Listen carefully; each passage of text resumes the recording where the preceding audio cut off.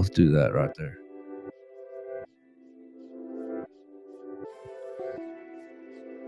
I'm hurt.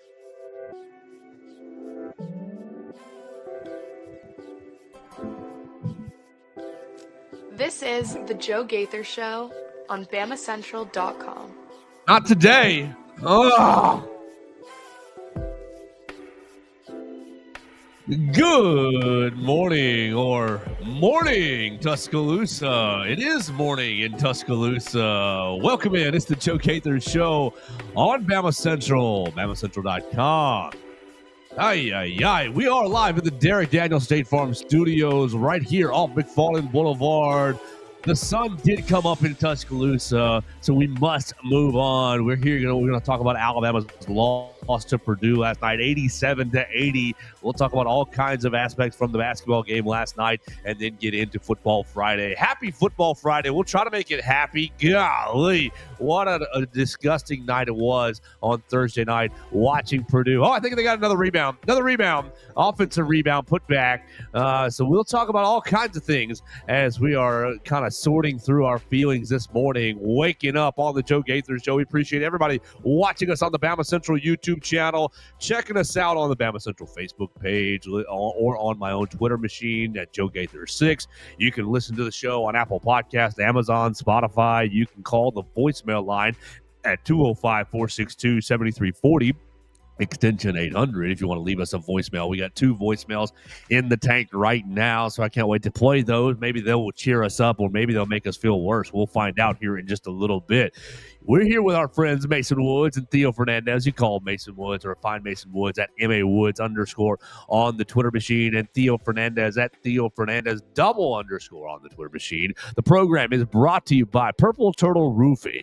We specialize in residential roofing, commercial roofing, emergency storm repairs, full-on roof replacements, and insurance claim support. Call them at 877-787-6635. At Purple Turtle Roofing, we're not just another contractor. We're your neighbor and advocate when it comes to protecting your home and business. With years of hands-on experience, top-tier certifications, and a commitment to excellence, we've built a reputation as Alabama's go-to roofing solutions. So call Purple Turtle Roofing today at 877-787-6635. That's 877-PT-ROOF 5. We want to thank Brax Garrison for joining us on Wednesday. If you missed Brax from Purple Turtle Roofing, he gave us a lot of quarterback analysis, a lot of quarterback insight. I really appreciate it. I really thought that we got smarter hanging out with Brax Garrison. So check that out on the Wednesday episode, and call Purple Turtle Roofing at 877-787-6635.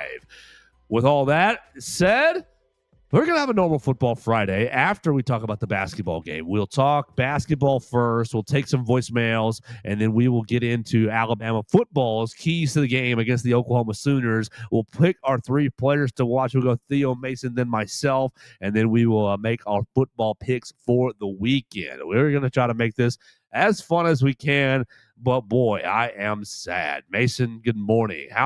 Where are you at 1 to 10? Because I'm at about a 2. I walked in pretty sad this morning. I have just done my best to not really think about basketball in the early minutes of this show. I'm sitting here watching a huddle highlight tape of one of Alabama's potential recruits that will be visiting this weekend, and that's putting me in a pretty good mood. But no, it's a sad Friday, unfortunately. We do have football tomorrow, so we'll have that to look forward to. But that was just a disappointing performance from Alabama. There's not really any other way to paint it. The 3 ball fell. That was cool, but at what cost? You couldn't rebound at all. You got what was the final discrepancy there? 52 to 28. 52 to 28. 19 offensive rebounds for the Boilermakers to Alabama 7. You gave up 16 second chance points, 30 points in the paint to the visiting Boilermakers. Disgusting. Yeah, that's probably the right word to use. Disgusting. Oscar Clough, Taylor Kaufman-Wren, Trey Kaufman-Wren. I keep wanting to do it. I'm going to call him Taylor Kaufman. It's Trey Kaufman-Wren. Don't you forget it either. You're right. Golly. 2 years in a row. Yeah, Trey Kaufman-Renn has ripped Alabama apart for 2 years in a row. 15 rebounds, 19 points for Trey Kaufman-Renn. How many of these were on the offensive end? I think you had 9, right? Eight offensive rebounds. 8 offensive rebounds, 7 on the defensive side. 5 assists as well for Trey Kaufman-Renn. 1 of 2 from beyond the arc. Just a brilliantly skilled basketball player. And they didn't have him in the first 2 games, and they said, "Hey, man, we'll just rest, and we'll take you to Tuscaloosa and unleash you on the college basketball nation." And he was unguardable. It was insane. It wasn't even, yes, Alabama, you wanted to see more physicality from your bigs in this game, obviously. But like Trey Kaufman-Renn was just lights out in this game. It was the same move just over and over 19 and of over 16 and over. 19 of 16 from the floor. I mean, it was Unbelievable. All right. There was not a whole lot you could do about him, but elsewhere you let other people, you let Oscar Clough get a bunch of offensive rebounds and second chance points. You let Braden Smith get offensive rebounds and second chance points. So you could have taken a barrage from Trey Kaufman-Renn in this game if you had stopped the other places, but you weren't able to do that either. Theo, I want to give you guys a lot of credit. Theo was in Crimson Chaos's student section. We know our friend Henry Sklar was there as well. You guys, and we'll talk about the atmosphere. Maybe that's the bright. We'll start with the positive because the atmosphere was incredible. If you listen to the show at any length of time during basketball season, I usually get on the Alabama basketball faithful to get into Coleman Coliseum and be loud, affect the game, and be into it because I think the program deserves it. And goodness, last night was everything I could have dreamed of. The place was on fire. The place was on fire from the start to all the way to the finish. So, Theo, thank you for your part in that in Crimson Chaos. But, man, just how are you? Mason didn't give us a number, so he must be a 0. I said I'm about a 2. How are you feeling? I exhausted, I'm sure, for yelling all night long because y'all really, really did. I was sitting with the olds, and so I yelled as much as I thought was appropriate amongst the blue hairs. But yeah, how you feeling? Before we give the student section all that much credit, I do need to address that as Braden Smith made his second free throw with 47 seconds left to put Purdue up 4 points, people started heading for the exit. Well, that was very frustrating. That was, let's just say that with how agitated I was over the game, me and the people around me may have taken our anger out on these fans leaving the game with 47 seconds left. I think it's justified. Right. Let's just take a put you. Let me interject right here. You leave it 47 seconds. You're not beating the traffic. No. You're not beating the traffic. You're not getting into your car faster. You're not getting out of the parking lot faster. Just you've already invested the 2 hours. Like you've invested the 2 hours. Wait the last minute and a half. Yep. Go ahead, Theo. Go ahead. Even when you had Oscar Clough, he got the one free throw to make it 5-point game with 30. Even then, it was just steady stream of people leaving, and I've never been okay with the idea of leaving a game early when it's still in play at all. I don't want to be too negative. The fan base was pretty good. It wasn't an elite college basketball atmosphere. It wasn't the it still is not the top tier atmosphere that you hear about. But for an Alabama basketball game at non-conference this early in the season, this is about as good as it gets. Wow. Okay. Still disappointed. I was very pleased, Theo, with the participation from the side that I was sitting on. I thought because I was sitting pretty close behind the Alabama bench, and people were on their feet throughout the game, and there was lots of when they were on defense, and people were into. I was pretty pleased. You thought there's still room to grow. What I'll say is Crimson Chaos does a great job, right? Mm-hmm. The people up in Crimson Chaos do a fantastic job of, they're right up front, they're loud, they're present. My official pitch to Crimson Chaos, and if anyone in Crimson Chaos is listening to this, they are. You've got all your members, right? You've got your exec board, whatever, the people that you are high level. that are really loud, that are really passionate, that know how to lead stuff. You got to take a bunch of them and methodically put them up in the higher rows. Because, for example, like I showed up 2 hours before the game. I had stuff going on. And by the time I got in, I'm at the very top, right? Which is impressive how many people show up. You have to take some of your people and send them out to the masses, get everyone involved. Because up where I am, I'm enthusiastic. A lot of the people around me were, but there's not the full buy-in like there is down there. So I think we got to bring some people back and keep the entire student section engaged. Because could you imagine if it was as loud up there and there was as much noise from up there as there was down at the bottom? Fair point. That would elevate it to a whole other level. So I think So you take the you ingrain some freshman Crimson Chaos members, some sophomores and some juniors, and you say, freshmen, you're at the top, and you've got to get this top end section. And as you continue with Crimson Chaos, you can move sections down, and now you're a senior and you're on that front row. Everybody wants to be on the front row because they get to be on TV, and it's fun and it's cool, and you're right next to the club, you're right next to the court and so. But maybe they need to. Not a bad suggestion. No, I think it absolutely needs to happen because I'll tell you, when you're up in those first couple rows, it feels like a whole other atmosphere versus where I was there. Okay, because I was pretty low to the court. I think work needs to be done on getting the entire student section engaged, but I think that's an easy fix, Crimson Chaos. I think we can make that happen. All right. Well, I was pretty impressed with the students as a whole because when I got into the building about 30 minutes or so before tip-off, the student section was jam-packed. I got off the buses because I parked in free parking, and as I'm getting off the buses, the lady's yelling, "No more students! No more! Student section is full. You've got to buy a real ticket," to try to save some people from going into the line and getting disappointed. So I thought the crowd was really, really good. I was just walked away. So we talked about it yesterday. Met with Mason that okay, you may have a problem in the post with Keaton Bristow and Collins Onyedika being out.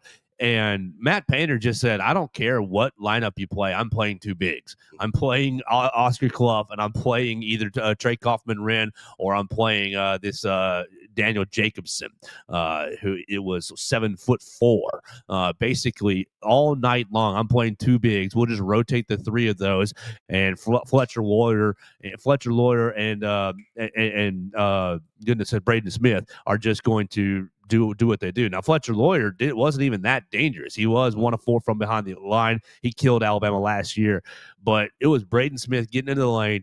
Trey Kaufman-Wren, let's play some pick and roll with Braden Smith and Oscar Clough and Jacobson, and just eat you up on the inside. We'll take twos over your threes, and we will rebound every missed shot and try to get more possession.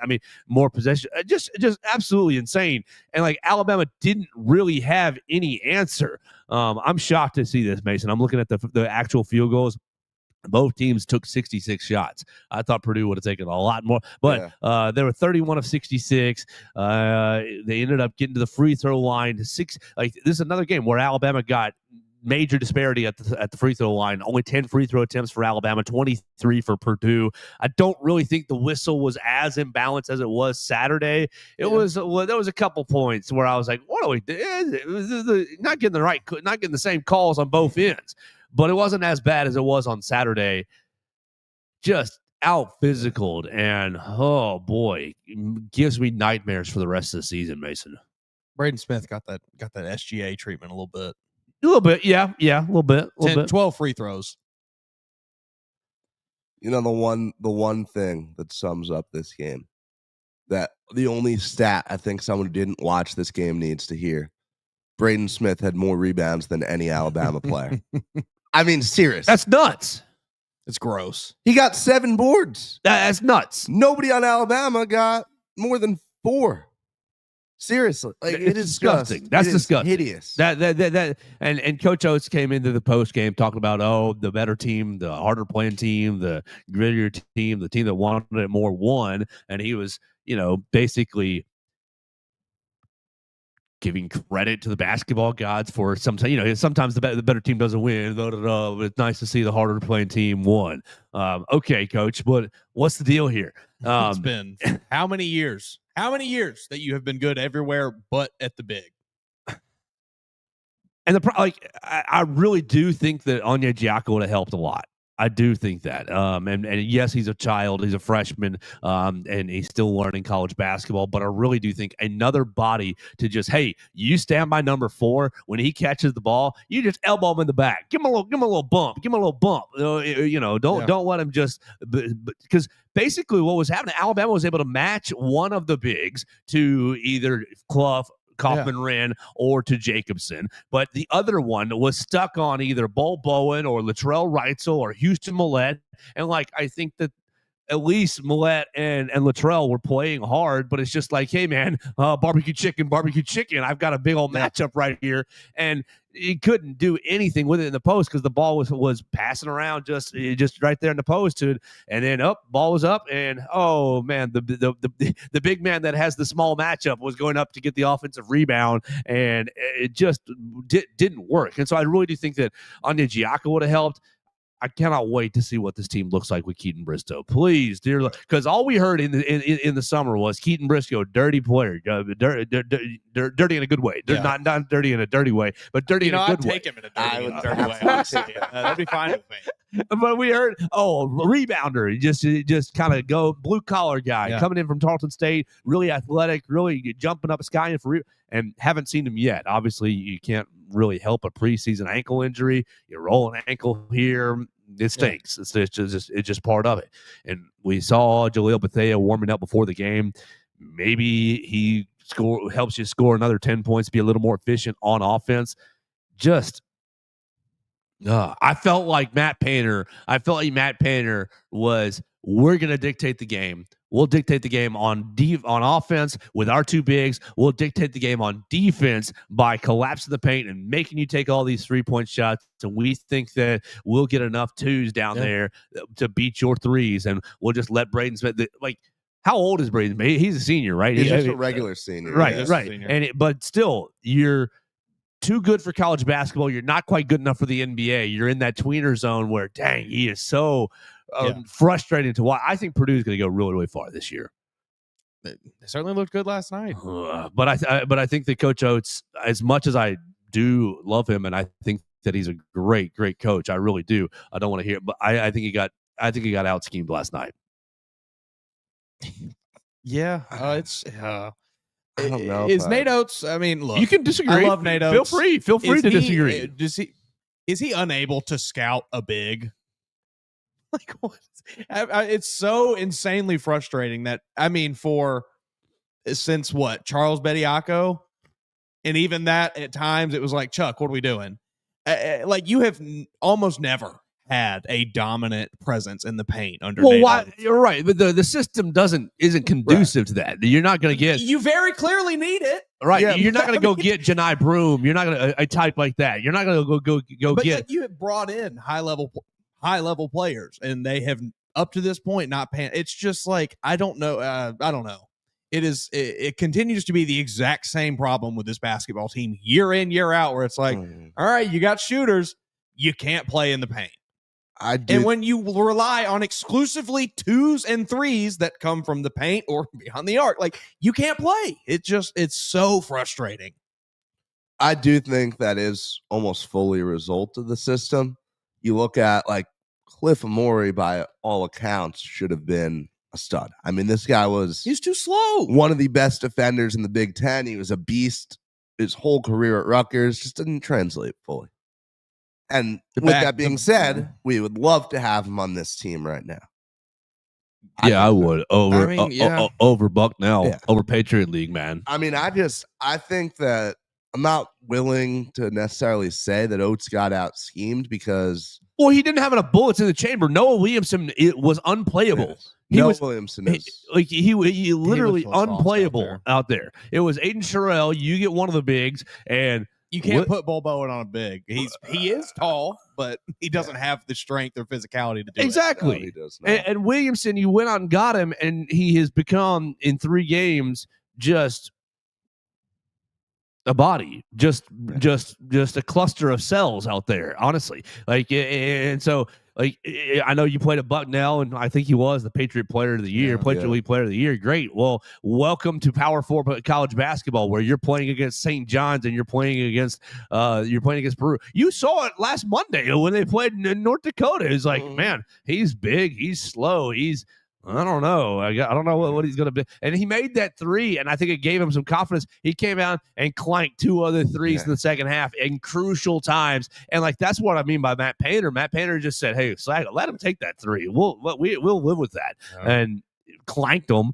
And we'll get that rebound. We'll just go get another possession. Like, he became unplayable, and so that's why I think you really miss Collins, and I think you really are missing Keaton right now. I have no idea when Collins is going to be coming back, if he's going to be coming back, what his medical condition is. I pray and hope that he's going to overcome that successfully. But you have a problem going forward because Noah Williamson is unplayable, and so even when you get, like, we don't know what Collins is.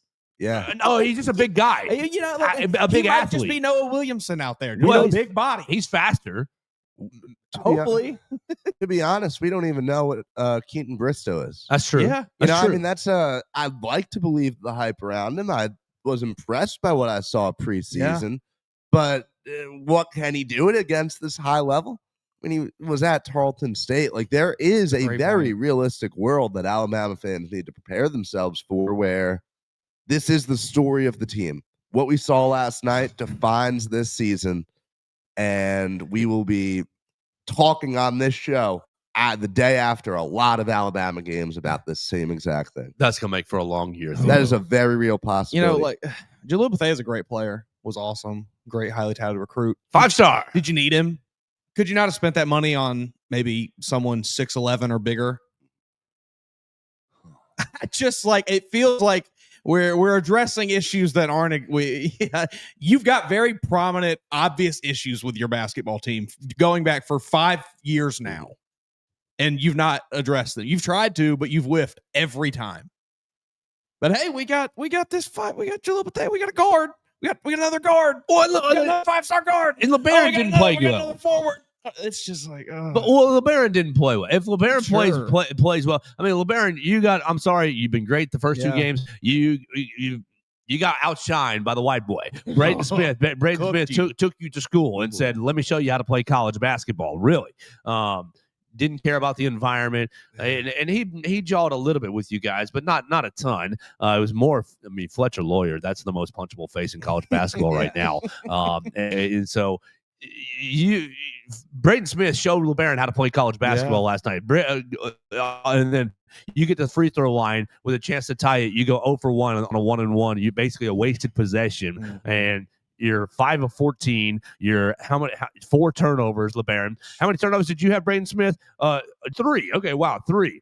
3, but you also gave your team 29 points and 7 rebounds and 4 assists. LeBaron gave your team 7 assists. Great. 4 rebounds. Great. 5 of 14. Really, really struggled at the rim. In defense, 9 points, 4-7 shooting in the second half. I was fully ready to redeem LeBaron Philon because he really was I thought he was the biggest reason Alabama was back in that game down the stretch. You pickpocket. You get the pickpocket twice. And then that missed free throw just fully removes all of that. We're right back to square one, and I'm willing to criticize him because, you had the moment. You want to be the star of this team. You want to be the top 10 NBA draft pick. Well, there you are at home against the number 2 team in the country with a chance to tie it. That's an unacceptable free throw miss. Yeah. Feel like for all the good he did in the last handful of minutes of the St. John's game, kind of.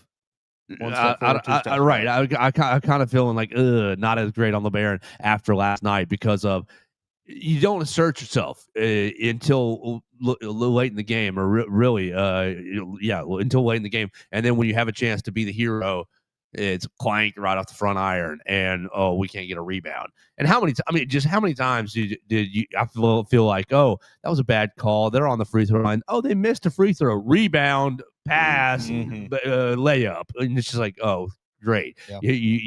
You got the break you needed from the missed free Doesn't throw. matter. You can't clear the defensive glass. The defensive possession is not over until you have the dadgum basketball back in your hands.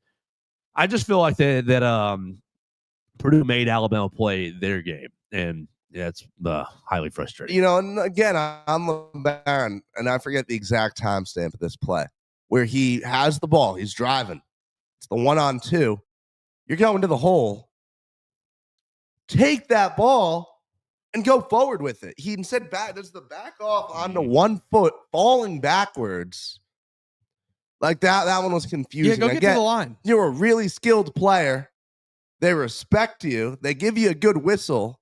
Get yourself to the free throw line where, again, you probably would have missed one because we saw what you do in clutch free throws. But, like, that was just some of the stuff with him, because I liked the way in the St. John's game that we didn't really see him, quote unquote, assert himself until late. But that's a game where everything's falling, everyone's scoring. When you have a game like this where, let's be real, 80 points is on the low scoring side for Alabama basketball. When you have a game like that where the offense just is not playing phenomenal, go out there and assert yourself earlier. Go out there and become the offense with 12 minutes to go. Like, I was a little disappointed in LeBaron, and I trust that he'll respond with a 23-point performance. But I think that there are going to be some growing pains. And we talk about how good he can be. We've thrown around the word All-American. He's not there yet. He can get there by the end of the year, but there's some clear things that need to be worked out.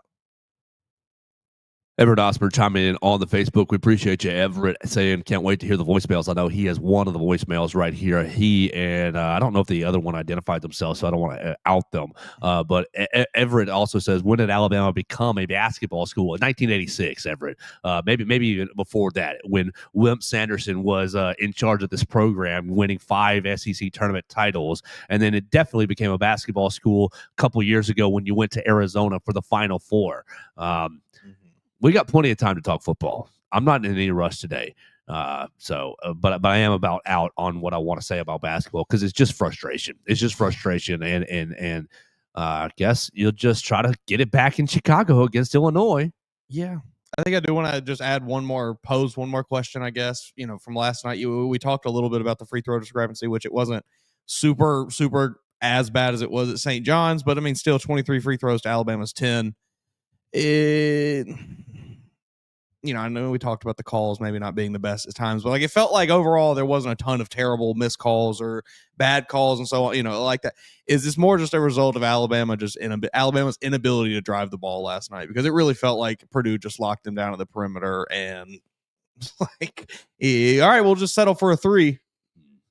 Dax chiming in on the Twitter. What do you mean out them? It's me, Dax. Unfortunately, I do not have a voicemail from you in the system, sir. I would love it. I thought that when I pulled him up today, I said no voicemail from Dax.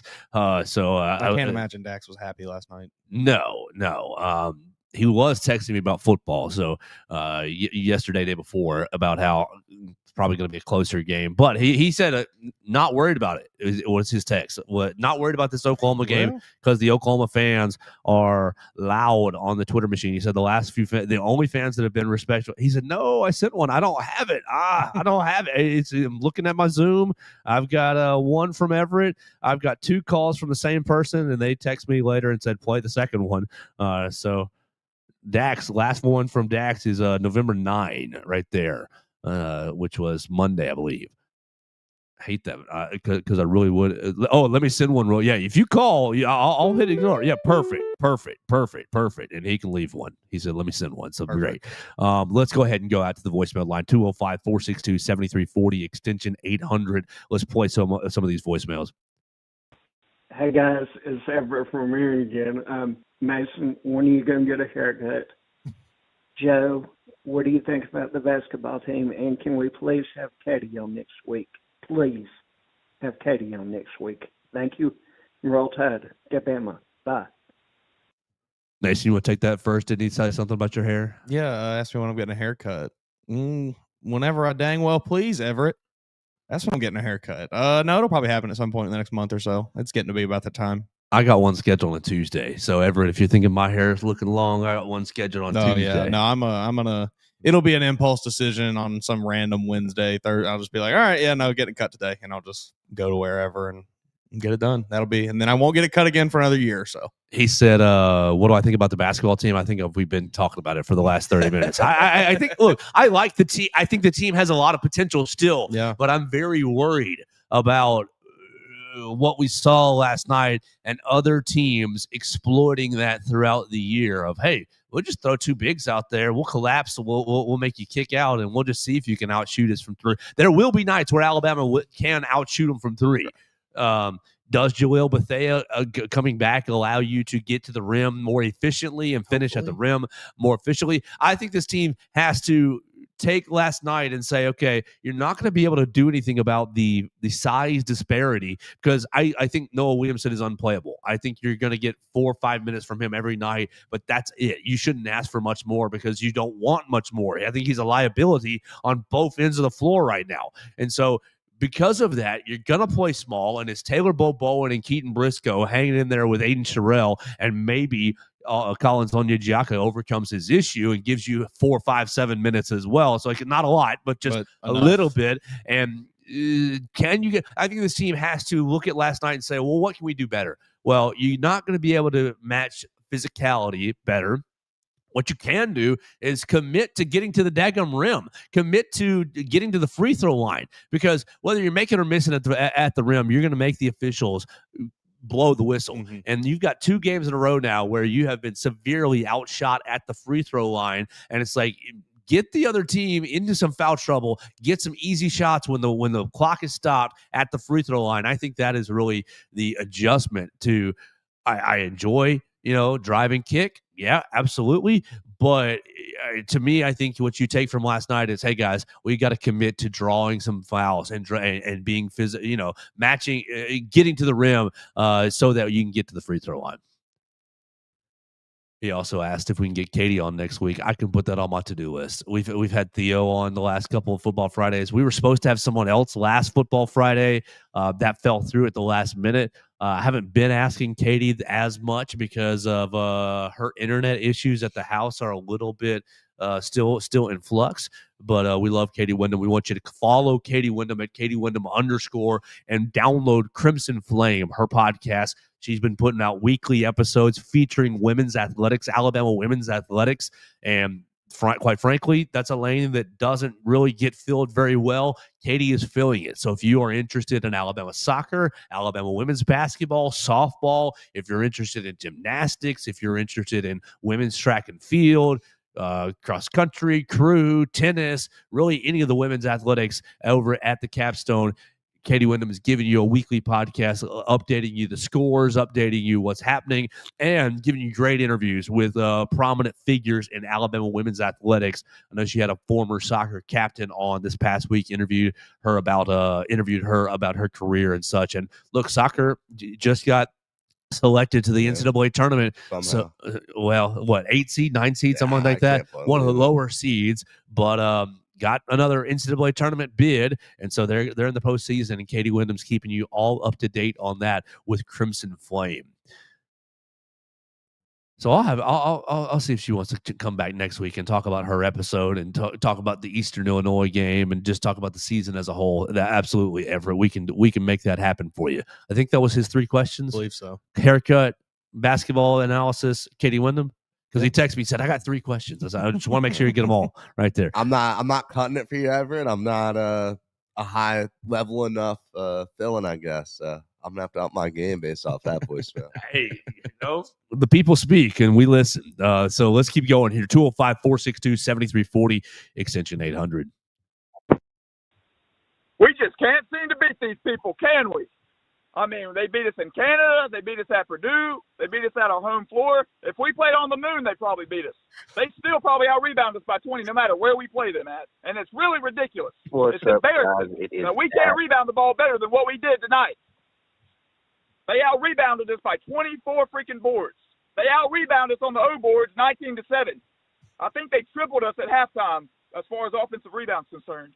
Please quit playing Noah Williamson. For the love of God, please quit playing him. He does not need to play 9 minutes a game ever again. in a situation like that. Against a team that good, he cannot play that much. I get it, LeBaron didn't play good either, but our guards were still good enough to win that game. We have to get tougher. We have to get more physical. I thought we learned this last year against Duke, but apparently not. It's just freaking embarrassing, man. I'm so beside myself that we lost to them again. I think that was it. Go ahead. Oh, okay. Yeah, you never know with Hunter. Sometimes he likes to stop talking, and then 5 seconds later he'll remember, I've got more. But I completely agree with everything. Maybe playing on the moon and kind of like removing gravity from the equation. Maybe that's the only way we could get rebounds on him, because you are absolutely right, Hunter. Disappointing. Yeah, I mean, you got to right now. This is a soft basketball team. Yes, there's not really any other way to put it. Now they can earn a tough label if they change the way that they play drastically, but right now they're soft. I miss Mo. I miss Mo on this team. There's just where's the edge? Where's the blue collar? Yeah, Hunter, everything you said times 10. Yeah. Times 10. Yeah. I need to keep it as PC as possible, but times 10. Yeah. These past 36 minutes have probably tripled how annoyed I was at this team. I mean, it feels like an echo chamber, but everything is just a little upsetting right now. Let's round it out with Dax on the voicemail machine, because Hunter, I don't have anything to add. You nailed it, brother. What's up, guys? It is Dax. Having to call mid-show since my freaking voicemail didn't go through, so I'll make this fast. Not worried about the Oklahoma game. The Oklahoma Twitter has been very vulgar and super confident, and if y'all haven't been able to tell, let me buckle my seatbelt real quick. Every team that has talked smack on Twitter that was super confident, it has not gone pretty well for them. The only 2 teams that did not talk smack on Twitter were LSU and South Carolina, and we saw how those games went. So, with that being said, I think it's like we're very similar. Oklahoma rushes for about 25 more yards a game than we do. I think their rushing attack is starting to find itself, but I don't think we're really worried about that much. The turnover margin is heavily in our favor. I think Ty is going to throw for around 300 and 3 touchdowns. I really hope our offense gets their freaking crap together, because that would be nice. As long as the offensive line does good today, we'll be okay. As long as the offensive line just keeps Ty upright, we're going to be fine. I think it's going to be close. Oklahoma's a good team. I think we're going to put up around 24, and I'm going to give Oklahoma about 17 points. But it's fine. I'm fairly confident that they might not even get 17. I'm going to say 24-17. Would be a lot happier if it's, a larger margin than that. But anyway, roll Tide, boys. Roll Tide, Dax on the voicemail machine. Dax, thanks for calling back in, because, I didn't have your other voicemail saved. We turn that pink knob down so I can put the headphones back on? Yeah, perfect. Medium, yeah, perfect. Yeah, perfect. Dax, appreciate you calling in on the voicemail machine. 24-17, talking about Alabama and Oklahoma. Why don't you got immediate reactions? We'll get into Dax's points after I read a purple. Well, go ahead. I know he started off with he's a little concerned and then finished with I'm fairly confident, but his tone did not change a whole lot. He said fairly confident, but his voice did not necessarily indicate that he was fairly confident. I think Dak might be a little worried about this. It's at home. Mm-hmm. I mean, I too am a little worried about this one. If Dax is worried about a game, that's a bad sign. Like I know we haven't exactly tracked it specifically, but our understanding on this show is that Dax had a pretty good record this season. Yeah. I think he has been. I think he's been all over it. I think he's using the empirical evidence of Twitter trash talk to. That's a pretty good way to do it, Right. I guess Oklahoma's been very, very loud. And we heard Ryan Chapman the other day, yesterday, talking about how the Oklahoma fan base was kind of just happy to get to 9, 10 wins, 8, 9, 10 wins. And now they're expecting playoffs. Would love to, pull that knife out there. Just rip it right out. Rip that heart out. Rip that Band-Aid off. I like Dax's score prediction. 24-17 Alabama. I do think it's going to be a lower scoring game. And I guess it's time to get into it. So let's try to have a happy football Friday right here on the show. Let's put the basketball to bed and we'll turn it over to football because, look, the football team, 8 wins in a row. You've been doing well, undefeated in SEC play. Let's have a happy football Friday presented by Purple Turtle Roofing. At Purple Turtle Roofing, we believe our work is about more than roofing. It's about service, stewardship, and sheltering what matters most. Our name may be unique, but it's deeply rooted in purpose and faith. The color purple, symbolizing Christ and royalty, reflects our founder's personal belief in striving for excellence and honoring a higher call in all that we do. The turtle represents something that began as a simple idea, but quickly became a powerful symbol of strength, endurance, and divine guidance. Call Purple Turtle Roofing today at 877-787-6635. They specialize in residential roofing, commercial roofing, emergency storm repairs, full-on roof replacements, and insurance claim support. At Purple Turtle Roofing, we're not just another contractor. We're your neighbor and your advocate when it comes to protecting your home and business. With years of hands-on experience, top-tier certification, and a commitment to excellence, we've built a reputation as Alabama's go-to roofing solutions. So no matter where you are in the state of Alabama, Purple Turtle Roofing can help you today. Call them at 877-787-6635. Our man Brax Garrison and all his coworkers will come out, check out your roof, make sure that you're good to go for the winter, for the spring, and give you the peace of mind that you deserve. Call them at Purple Turtle Roofing, 877-787-6635. Well, fellas, let's get into some traditional Football Friday segments. So let's start with some keys to the game because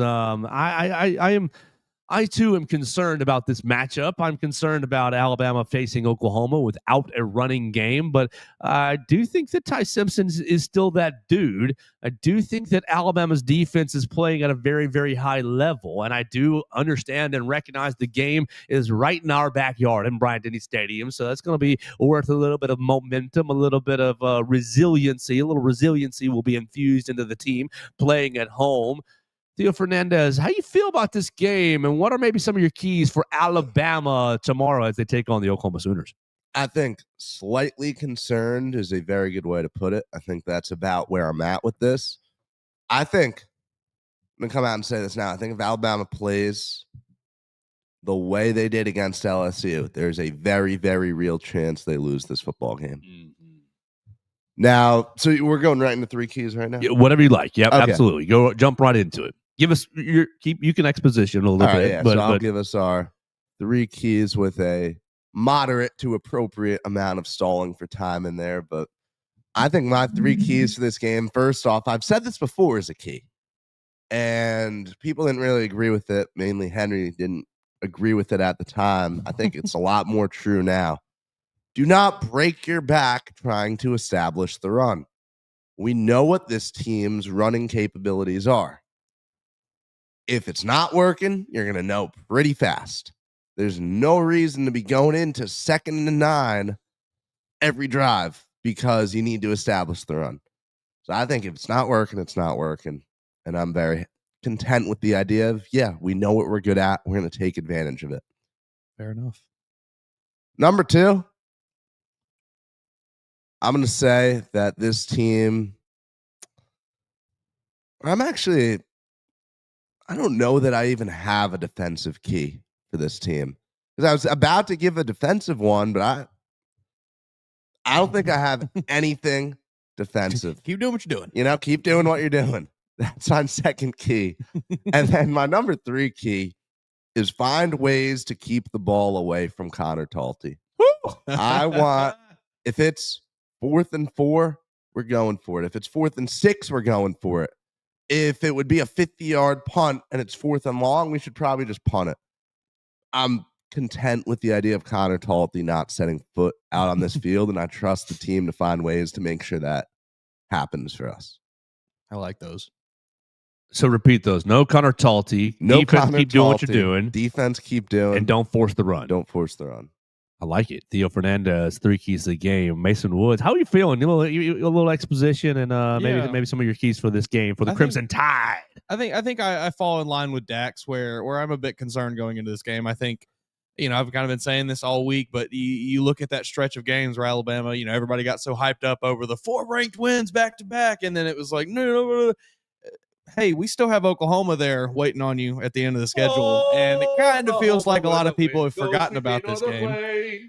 And in the meantime, Oklahoma has kind of gotten better. I know they dropped some tough games, but they're still a good football team, and they have improved throughout this season, especially since John Mateer has gotten back healthy. Oklahoma, okay. So I am a bit concerned. I still think Alabama wins this game right now. I'm still probably leaning towards an Alabama win. I think it'll be a close game. But yeah, no, I'm probably at about a 7 out of 10 on the concern scale. Woo! So it's up there, and we're creeping. The as we get closer, that might even grow more, but we will see. So I guess we'll get rid of the keys to the game. First, I think it's got to be limiting the pressure from Oklahoma's defense. Guys like Mason Thomas have been he got 6.5 sacks this year. I think you can't let him have if he plays in this game, you can't let him have a big day against you, because he's gonna junk up your offense, and it's going to be real tough to operate. Let's see. Second, I think taking advantage of Oklahoma with your wide receivers. I think you've got a pretty good matchup there. Alabama's wide receivers against Oklahoma's secondary. And obviously we've talked about how good Ty Simpson is. If you can maybe get some big chunk plays this week that you've not been able to convert in previous weeks, that could help you win this game as well. And third, man, just the whistle of a long black train. Yeah, Oklahoma. I don't know what that is. Ain't no love, know. Yeah. You'll know when it's coming for you. I don't think I've ever listened to that song in its entirety. They played it 1,000,000 times last year. That would drive me insane. They played it 1,000,000 times at the game last year. Not a Luke Combs fan myself. Really? To each their own. Third key, man, I don't know. I'm struggling. It's okay. To come 2 up with keys a third are great. Key. Let's think. I think you nailed it with the pass pro. We'll flip my take advantage of their secondary with your wide receivers, and I'll say I think you have a pretty good matchup with your secondary against Oklahoma's wide receivers. So don't let a guy like Isaiah Satania get going in this game and be the reason that you lose. Don't let John Mateer make those crazy passes downfield that he does, where he looks like Derek Jeter throwing across to first base. Limit those kinds of things, make Oklahoma play a more simple game and take the pass game away, and I think you win. There we go. So take the pass game away, take advantage of the wide receivers, and eliminate or protect Ty Simpson. Is I think what I heard. Yeah, from Mason Woods. And a lot easier said than done. Yeah, all right. I think 2 of those are realistic. I don't feel great about them protecting Ty Simpson in this game. No, I don't really. But my biggest key to the game is the turnover battle. Alabama has led the conference in turnovers gained and led the conference, I believe, in turnovers lost. So you've protected the ball very, very well. And we talked about it with Ryan Chapman yesterday on the program. Go check that out on all the platforms. John Mateer, Mason put it eloquently, has been less than careful with the ball, I think is what you said yesterday. And that's right. He really has been. So can you avoid the havoc plays? I mean, Tennessee should have been up on Oklahoma pretty.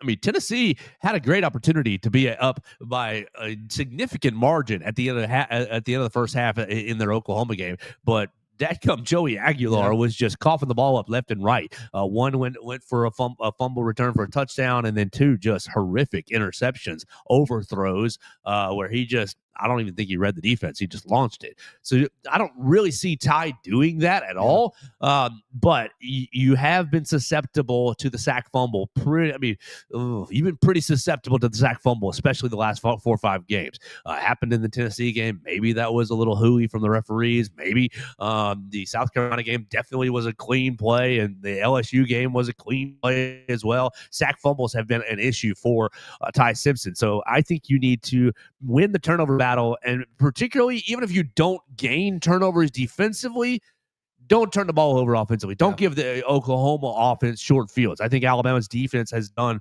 fairly decently with short fields over the course of the year, but you just don't want to give them easy opportunities to put points on the board. We heard it yesterday from Ryan Chapman. Their kicker good from 50 yards. He kicked 50. Shorts. He kicked two 50-yard field goals against Tennessee. I'm getting all confused a little bit as I'm trying to type and talk at the same time. That's Oklahoma. What's that young man's name? He has been a beast. So really, your short field. I think if we had that in Tuscaloosa, we'd have flying cars. Like we'd have a utopia here in Tuscaloosa if we could just get a kicking game. What needs to happen after the game? Unfortunately, he's got one more year. There'd be no crime. No one would need. No poverty. You would need for nothing. For nothing. No homelessness. Yeah, it'd be. Everybody would just be happy. Gas would be $2 a gallon. It'd be free. you just pull up, and somebody would come out and pump your gas for you. That's right. So we've seen it after most games this year. Opposing coaching staff going up to Keelan Russell going. and doing the hand over the mouth. Oh, yeah. Someone needs to go up to Tate Sandell from the Alabama side and go, hey, buddy. Hey, you can 50 yards? Hey, we don't have to buy a quarterback this year. In Neyland? 50-yarders in Neyland? This much. How much money? How much was going to say? That's what it is. We're pretty set on skill positions, buddy. We got a lot of money to throw. All right. For sure. So my biggest key to the game really is winning the turnover battle, but not giving away turnover. If the turnovers end up being 0-0, it's fine. I think you count that as a net win. Yeah. You can't go one turnover for Alabama, 0 for Oklahoma.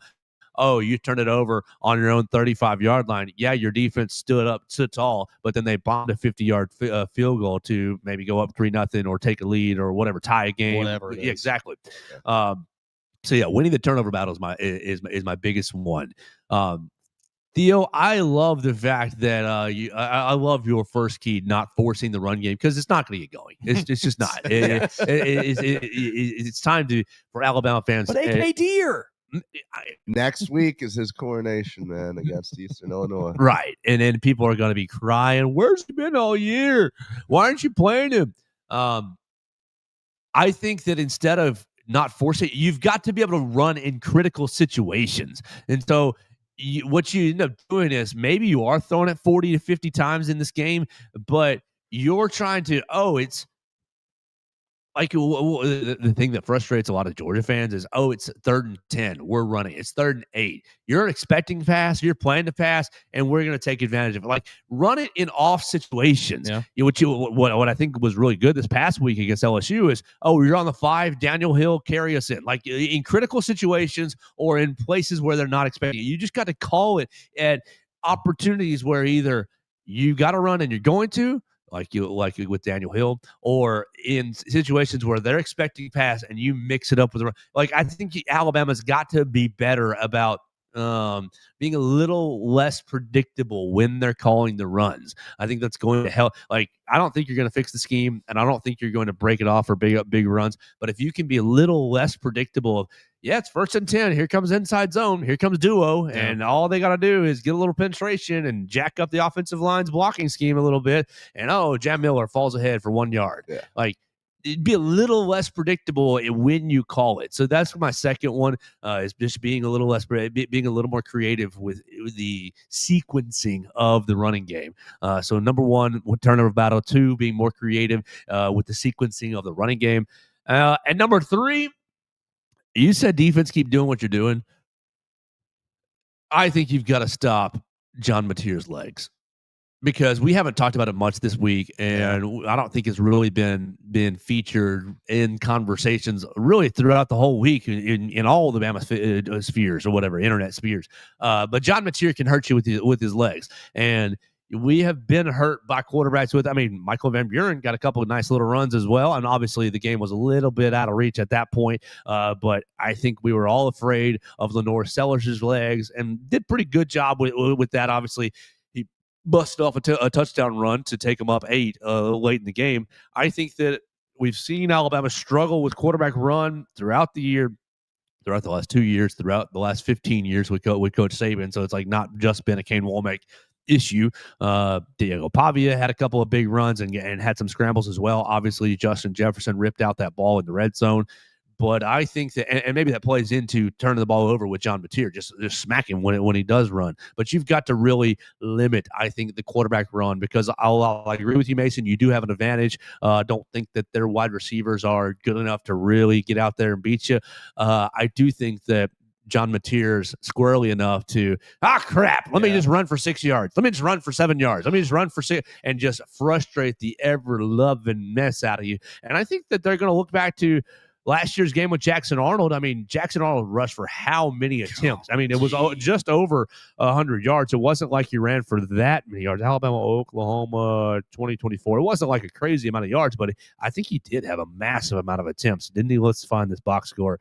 Come on, here we go. He rushed 25 carries. 25 carries, 131 yards. So he did bust over 100 yards. 25 carries, 131 yards. If John Mateer is carrying it 25 times, I think you got problems. So you're going to have to earhole that sucker and get him on the ground and make him think about running the football a little bit more. I mean, Chapman said it yesterday, knee injury earlier in the year. We know about the hand injury earlier in the year. Like, he's not a huge guy. Nikai Hill-Green, you're going to have to lay some wood to him is probably my third key to the game. So limiting turnovers or winning the turnover battle, being more creative when you call the run, and then limiting quarterback run with John Mateer are my 3 keys to the game.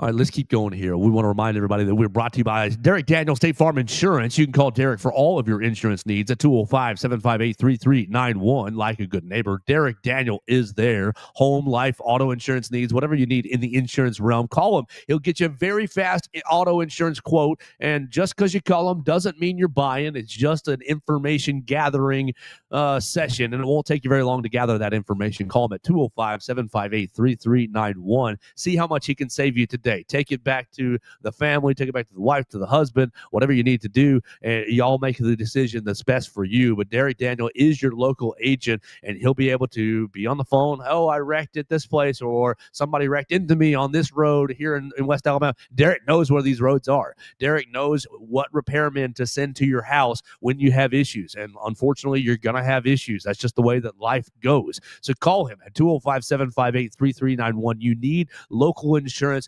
a local insurance agent. And look, you can't beat State Farm Insurance. State Farm is been a proud company for a long, long time, and they will take care of you. So call them, 205-758-3391. Theo Fernandez, 3 Alabama players that you've got your eyes on this week. I'm going to start with Yonze Pierre. You talk about winning that turnover battle. I think he is a very, very big part of that. You know, you talk about how careless sometimes Mateer is with the ball. Well, he'll be in a hurry to get it out if, you know, Pierre can get to him. So I really think that if we can get pressure on the QB, that will lead to a lot of mistakes, whether he's forced fumbles before.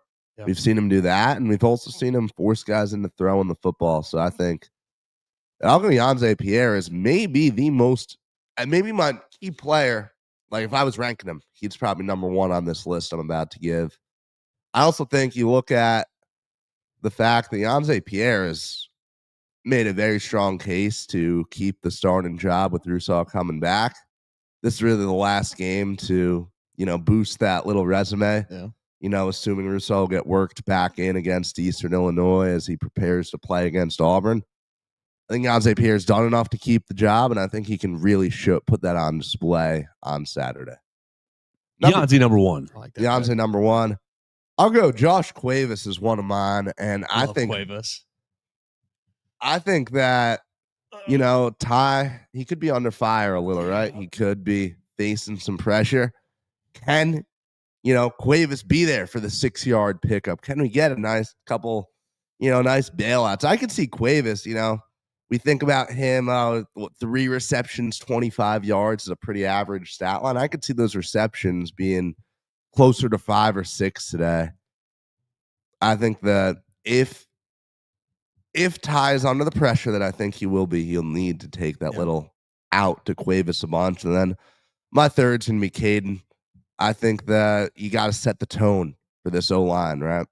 This is a great team that you're going up against. This is a great front seven. And if Caden isn't going to set the tone, who is, right? Be physical to an extent that we don't see all the time out of you this year. I really think that up front with this O-line that is going to have their work cut out for them, Caden Proctor needs to shine above everybody. I like those picks. I hate you, Theo. That's two of my top three off my list. I had Cuevas on my list. Good job. Go ahead. Mason Woods, 3 players that you're watching this week. I'll start on the offense. I'll go with Lazier Brooks. For a lot of the same reasons that Theo just said, Josh Cuevas, basically. I think Ty is going to be under some pressure today, and they're probably going to have to design some quick routes.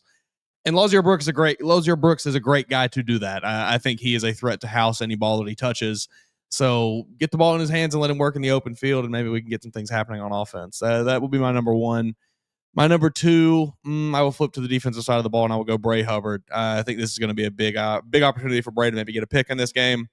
You talked about the turnover battle, Joe. And I think Bray Hubbard is someone who definitely, like I said, has a big opportunity to get an interception in this game. Turn John Mateer over. So I'll go with him as my second. And then third, third. I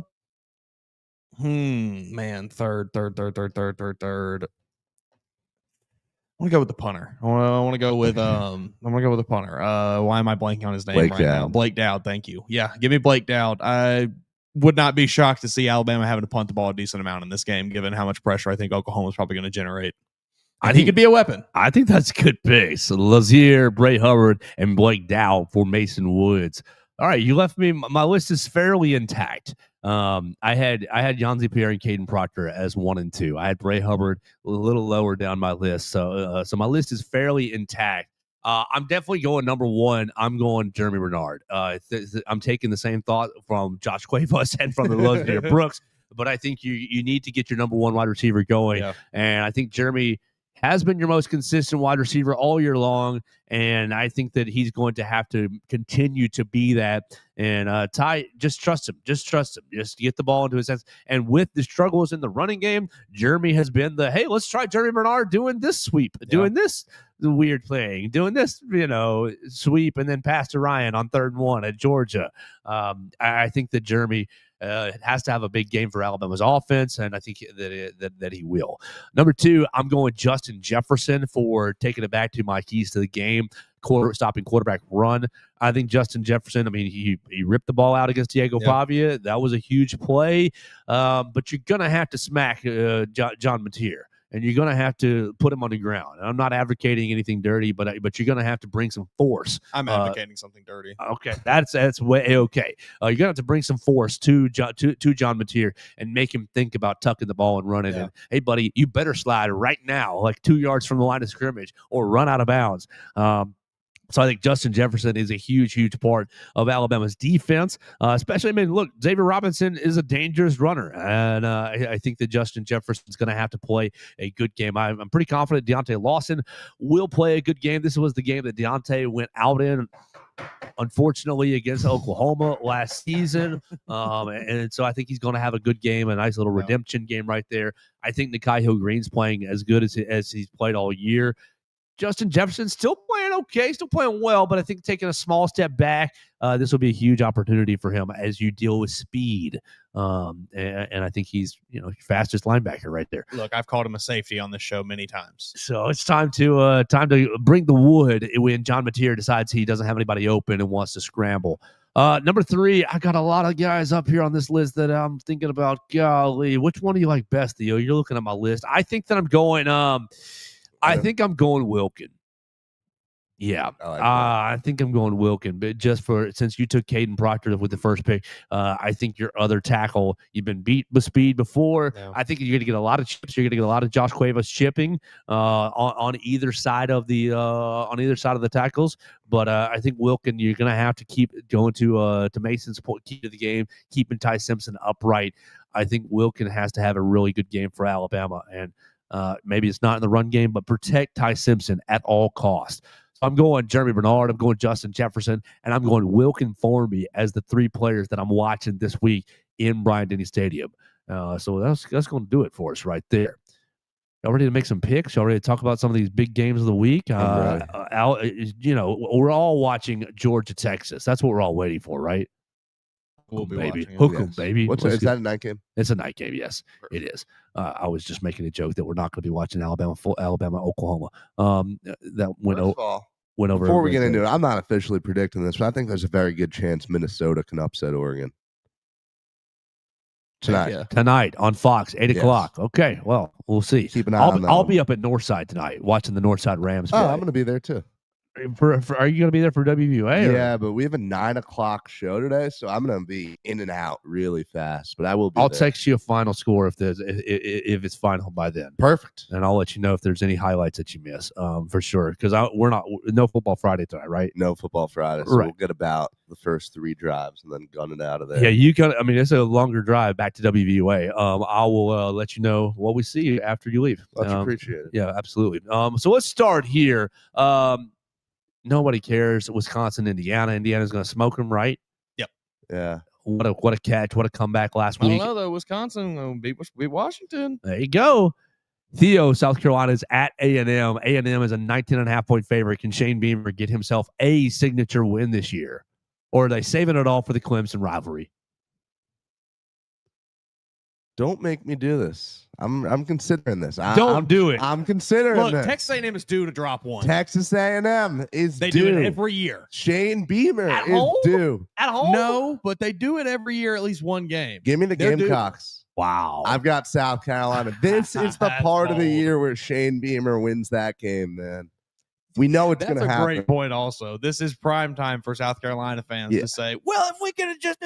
He goes win number 4, 5, and 6, beating We Texas finished the season A&M. the strongest team in the country. Remember look at the stretch that Carolina's played. We've been waiting for them to win that one game out of Ole Miss, Bama, Oklahoma. Like it's got to happen. Yeah, they dropped 4 in a row. So it's A&M, Coastal Carolina, and Clemson. You win these last 3. You can finish the year 6-6, Shane. Yeah, I know. It's time for A&M to lose a game too.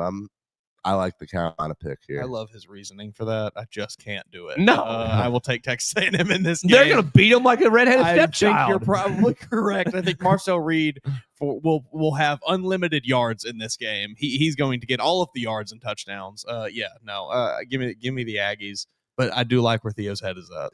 11 a.m. on ABC. College Game Day is going to be there. Notre Dame, number 9 Notre Dame against number 22 Pittsburgh. Notre Dame is a 12.5-point road favorite. What's up with the Pittsburgh coach? Oh man, that's the worst quote I've ever heard. Like from any coach. The Missouri ever. fans are mad about Drinkwitz saying we don't need to be playoff or bust. No. It's all about the Pittsburgh coach. We don't even have to win.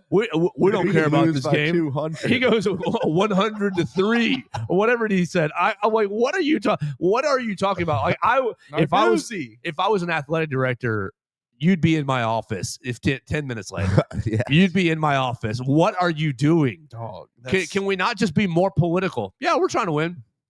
Yeah. Well, we're going to give our best effort. I literally could not care less if we lose this game. What?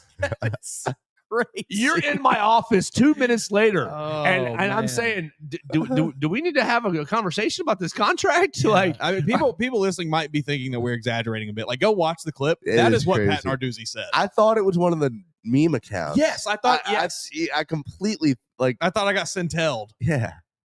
No, it's unbelievable. it was insane. With that being said, any inkling of thinking I might pick Pitt went away as soon as I saw that. Absolutely. Notre Dame, Absolutely. Notre Dame by 40, man. Yeah, give me. Here's a quote.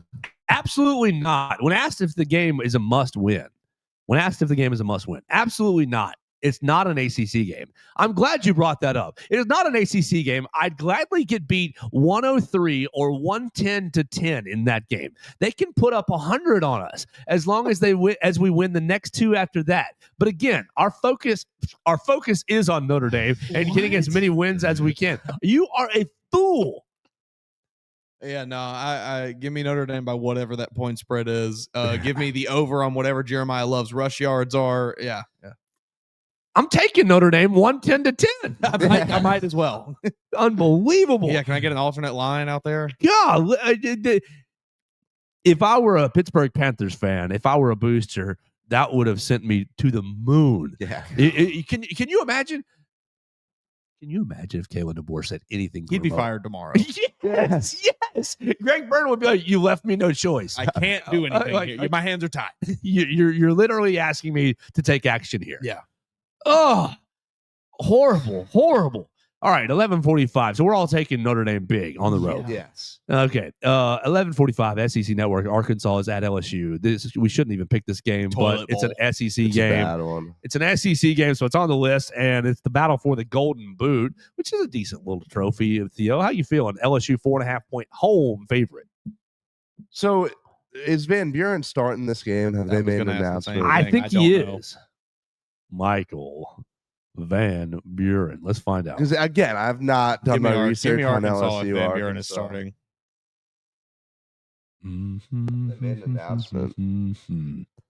Yeah, no announcements. What it says. You know, Sports Illustrated. Here we go. Reveals the game plan.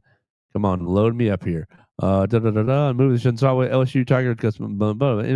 honestly, replace- I was trying to click it. Right. The move came on the heels. At the end of the day, we're gonna do what it takes to win the game. Okay, Michael Buren does. You passed the quote. This was last week. Oh, that was last week. That's what it said. Michael Van Buren does have a skill set. We're setting it up. We're trying to get all the ads. Now, fast forward to Monday. Wilson revealed game plan at quarterback headed to Arkansas. I thought both quarterbacks did some good things. I thought both of these guys did some things that needed to be improved on. I thought Garrett at times was spectacular. Started off red hot. I felt at the back end we needed a spark and something to add another dimension to the game. I thought Michael stepped in and gave us those things. As of now, nothing has changed in how we have flowed. Both the guys will play in this game moving forward. It feels like Garrett Nussmeier will play until he can't, or until we're forced to bench him. Yeah. Woo! It's hard. I think I'll probably take LSU. Yeah, I feel like I'm going to go LSU just because of the fact that either of those QBs could at any point decide to play really good. Yeah. I'm taking Arkansas just for the fun. Yeah, it would be fun. We're taking Kentucky to lose to the undefeated 10-0 Tennessee Tech? Oh my gosh, no. That would be the funniest thing ever. Kentucky led the wood to Florida last week, didn't they? We missed that pick. 38-10 or something. It was a crazy fight. Yeah, Mason, we missed that pick badly. Yeah. That's okay though. NC State is at Miami. Does anybody care? Miami in the playoff in the playoff picture. Miami's going to win. NC State going to go down to Coral Gables and surprise them? Probably not. They're the ones who upset Georgia Tech, right? I think they did. I think so, yeah. Georgia Tech goes on the road to see our friend Kim Rankin at Boston College. Is Lonergan Georgia Tech by even 100. still the starter? Has No. he been benched? No, he's been he got benched. benched. Him and Holstein They've kind both of gone got back benched. and forth a little Right. bit, but yeah, he got benched. Yeah. All right, 2:30, Big Ten Network, number 21, Iowa is at USC. Going to be some nasty weather in Los Angeles. Apparently, rumors of Lincoln Riley going to maybe the NFL. Lincoln Riley to somebody's New York Giants is what I'm seeing. What do you think about this game, Iowa at USC? So in theory, yeah, I want Iowa to win this so that Lincoln can really go to New York. Because trust me, I would be very happy with that. Obviously, at number one, I want Lane. That's not going to happen. No. Unfortunately. But I do think USC will win. Iowa struggles to beat good teams. They hung in there with Oregon, but it was at home. So yeah, I'm probably going to take USC in this one too. Yeah, I'll take USC as well. New Mexico State's at Tennessee. Who cares? Let's see. Florida's at Ole Miss, 6 o'clock on ESPN. Now we talk about being due to lose a game you shouldn't be due. They lost it last year, didn't they? They went on Yeah. the road and lost it last. Ole Miss went on the road and lost this last year when they were sitting prime position to be in the playoffs. This is Lane Kiffin territory. Ole Miss 11.5-point favorites. Florida on the road, back up interim head coach. Come on, hotty toddy, gosh almighty, who the heck are we? Flim flam, bim bam. Ole Miss, by damn. Coming off a bad loss, too. That's going to be a fiery Florida team. I'm taking the Rebs. You see, give me the Black Bears. How give me bad? the Land Sharks. How bad does Florida have to win this game for Lane to be done with college football? That's my question. You think about it. Last year's Florida game, Jackson Dart played so bad he fell to the Giants. This year, Lane's going to coach so bad that he's going to fall to the Giants. So, wow. I've got Ole Miss though. realistically. Florida should not be in this game. I'll pick Florida just for fun. There we go. Oh, and then the game of the week.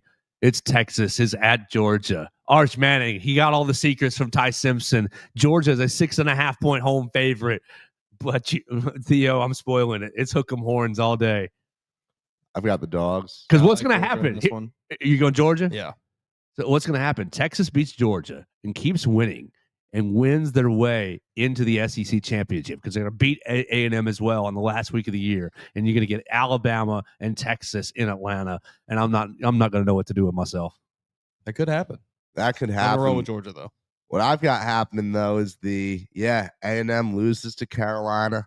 Texas loses this game, and then you have an elimination game between Texas and A&M where the winner's going to make the playoffs, and A&M's going to choke it in Austin and find a way to miss the playoff, and the 9-3 Texas sneaks in. Yes. I think Georgia like that does win this scenario. year. Yes. And Ole Miss goes to the SEC championship because Georgia's been eliminated with 2 losses, and Ole Miss is the last one-loss team with Alabama. Okay, all right. I hate that. Yeah, I don't hate that scenario. There we go. Mississippi State is at Missouri. Who cares? 645. Missouri, 6.5 point home favorite. We don't care playoff or bust anymore in Missouri. Mississippi State deserves to make a bowl, man. They've been so close. I want to see them go out and win. I think if this was in Starkville, I'd roll with the Bulldogs, but I think I'm going to take Missouri. Yeah, I think I'm taking Missouri as well. Really close. I don't like that line. I think I'm taking Mississippi State plus the 6.5. Yeah. All right, fellas, here we are. Last game on the list, the best game on the list, the most important game on the list. Number 11, Oklahoma, is at number 4, Alabama, 2:30 on ABC. So, look, you don't even need YouTube TV. Get yourself some antennas, and you'll be able to find it on ABC right there with your rabbit ears. Oklahoma is a 5.5 point underdog. Theo Fernandez, give us your final thoughts and your pick for Alabama hosting Oklahoma. Alabama is due to lose a close game. You keep playing with fire, right? That's why I think the Crimson Tide are going to make sure that this game does not stay close. I've got the Tide 27-13 in a game where it just feels like Alabama dominates, one of the ones where it feels like it's a 3-score win.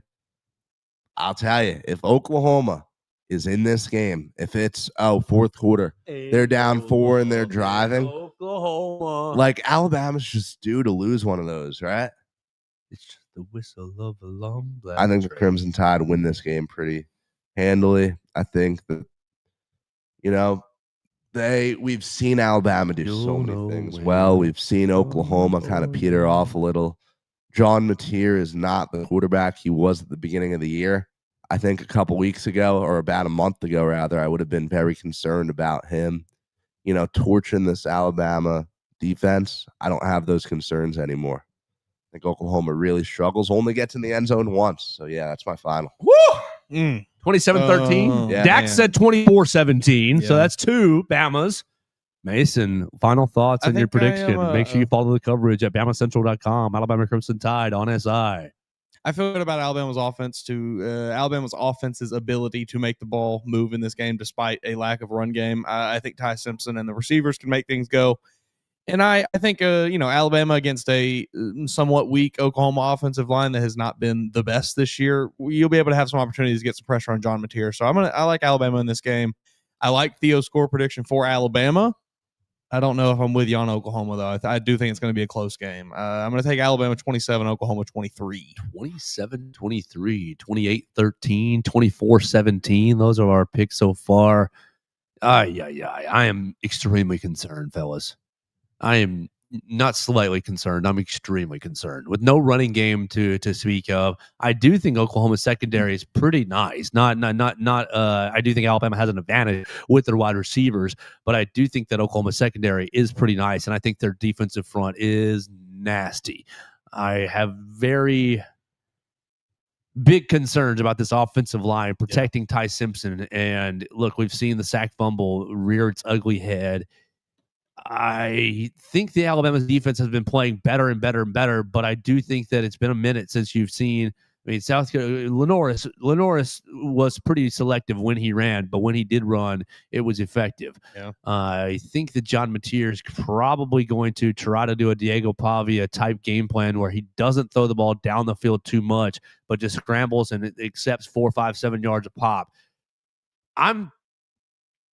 Golly, am I going to predict Kalen DeBoer's first home loss in Bryant-Denny Stadium? I kind of am. I think I am. It's crazy. I will go out and own the egg on my face. I'm just worried. I'm just really worried. I think that Oklahoma will win 20-17. I think it's going to be really, really a frustrating day because you're going to get some stops. The defense is going to get some stops, but you're just going to be potentially game-tying field goal, aren't you?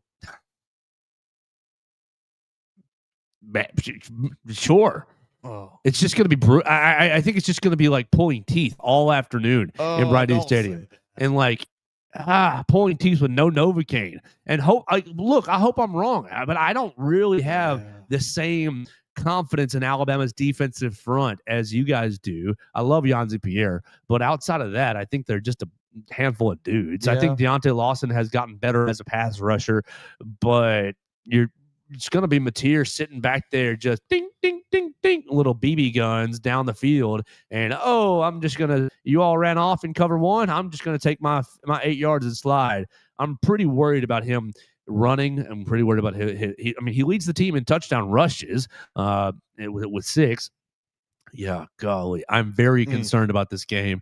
I'm prepared to be wrong. I am prepared to be wrong, but I'm going to listen to my gut, and my gut says that Alabama will come up on the wrong end, and I think it's going to be 20-17 Oklahoma. Oh, that'd be a tough one. Yeah, it would be. That'd be a tough week for Alabama athletics. Yes, exactly. It would be, and then that makes the Iron Bowl just hell. Iron Bowl already real stakes, right? Iron Bowl need to win to make the playoff. Right. I think against an Auburn team that needs to win to make a bowl. Yeah, real hell. Down in Jordan Hare. Yeah. Actual hell. Like, I don't want that. No, I don't want it either. Like, hear me say that. All the listeners, all the viewers, like, hear me say that. I don't want that. It's just like, the gut feel. Like, if you don't have a running game, how much longer can Ty Simpson just throw? Like, here's the thing: you got to give him more outlets, Ryan Grubb. You've got to give him more outlets. I would like to see more slants, a little bit more slants, a little more outlets.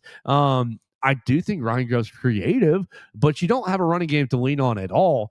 And so it's Ty Simpson dealing with an offensive line that protects okay, but this is an elite defensive front. This is an elite defensive front. And goodness gracious, and maybe all this stuff, ideally, they all see this in the building as well. Maybe not just this prediction, but see what I'm seeing as well when they prepared this weekend, been hyper vigilant. Oh, this team can come into Bryant-Denny Stadium and beat us. We're hyper vigilant. We're ready with our pass protections. We're ready to be creative in the run game. We can get the ball. I mean, what you'd love is a dadgum big play from Ryan Williams catch a touchdown pass last week, but it was what, 15 yards, 10-yard catch, and it was nice, but like, where's the superstar play from Ryan Williams? If you get a superstar play from Ryan Williams where, I had 3 guys all on me, but they all fell off and they all got moved off, and it was washing machine cycle. I got through everything.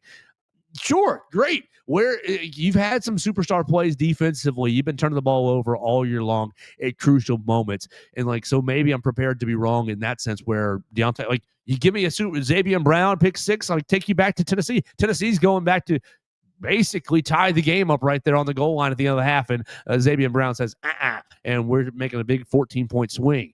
Like, you're going to have somebody on the team say, I'm rising above my level of play that I've played this year. And look, they all played pretty well. I mean, you're 8-1. You're number 4 in the country. But I don't think anybody's played like, like, Ty's had some moments, absolutely. But the last 2 weeks have been a little questionable. Ty, you hit some of those deep shots, man, that have gone right off their fingertips here and there.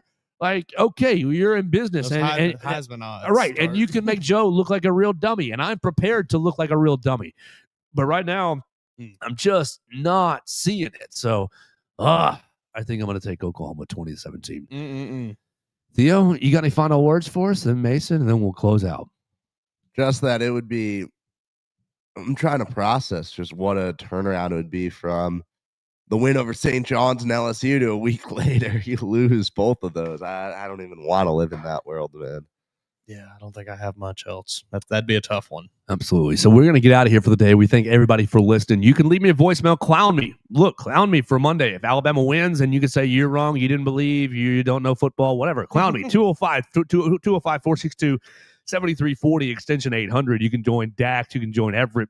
You can join Hunter on the voicemail machine like they were today. We appreciate those three guys leaving us voicemails. We appreciate those guys leaving us comments in the comment section on Facebook and on Twitter. You can leave us a comment on the Bama Central YouTube channel, all over the place. That you can find the Joe Gaither Show on Bama Central. You can find it on your favorite podcast platform. Send it to your friends. We appreciate Ryan Chapman joining us earlier in the week. We appreciate Brax Garrison joining us earlier in the week. We're gonna have a lot of fun next week. We're presented by Purple Turtle Roofing and Derek Daniels State Farm, but you guys make the show go. So thank you for being a part of the show. Thank you for downloading, sending it to your friends, and being involved in the program. We appreciate y'all so much. We'll talk to you on Monday, win, lose, or draw, right here on the Joe Gaither Show on BamaCentral, BamaCentral.